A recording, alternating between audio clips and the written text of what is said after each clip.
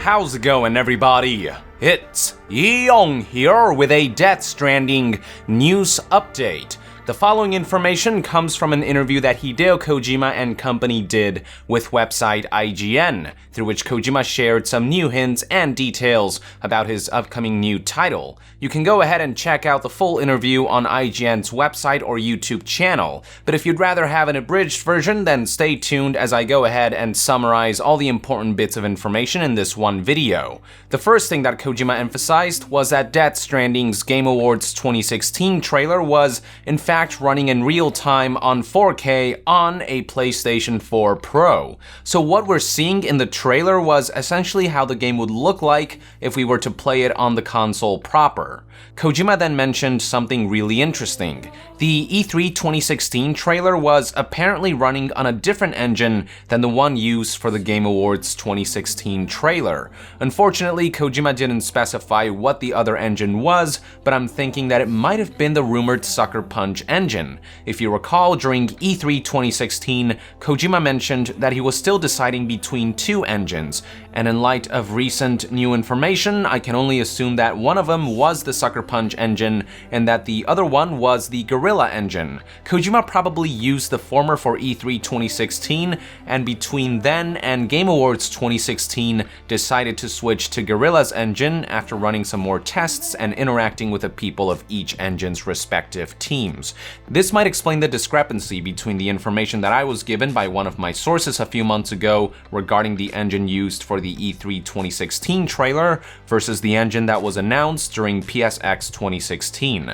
I couldn't tell you for sure though, since we still don't know for sure which engine Kojima used for the E3 2016 trailer, but that's the only explanation that I can think of.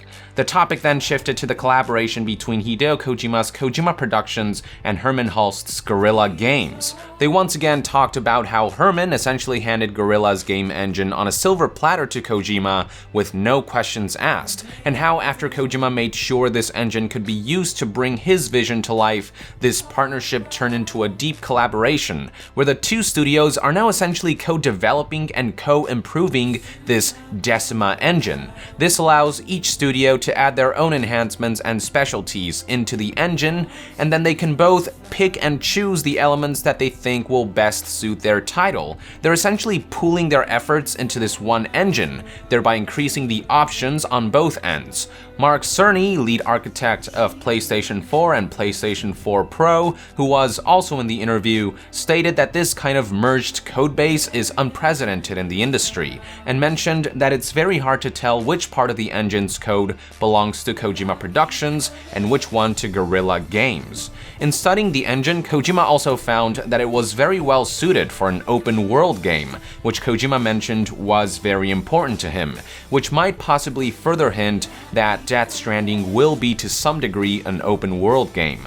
Kojima was also particularly impressed by the detail and number of polygons that went into the hair of Horizon Zero Dawn's protagonist, Aloy, and he also mentioned how he might borrow from that or choose the parts that he prefers for the hair work in his own game.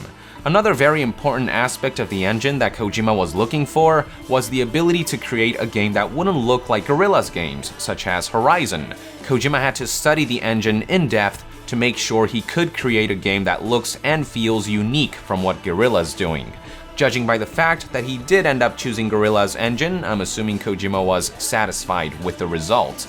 And yeah, I must say, when looking at Death Stranding, I wouldn't immediately assume that this was Guerrilla's engine or that it looked like Horizon Zero Dawn, so kudos to that.